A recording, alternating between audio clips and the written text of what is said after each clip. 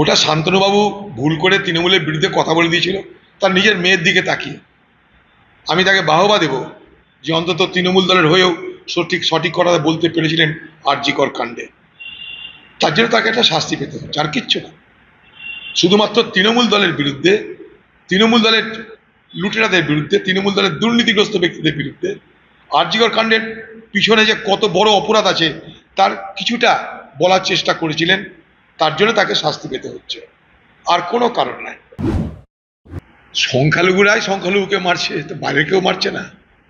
এগুলো গুন্ডা বদমাস চোর চোট্টাদের দল, তার মারামারি, এটা বাকি কিছু না। এটা গোটা সংখ্যালঘু সমাজকে এর মধ্যে টেনে নিয়ে আসার কোনো যুক্তি আছে বলে মনে করি না। তৃণমূল দলে যারা লুটেরা, যারা অত্যাচারী, তারা তৃণমূল দলে যোগদান করেছে, তাদের মধ্যে অন্তর্কলহ, তাদের মধ্যে মারামারি ঘটনাচক্রে। তারা যে মারছে সেও মুসলমান, যে মার খাচ্ছে সেও মুসলমান।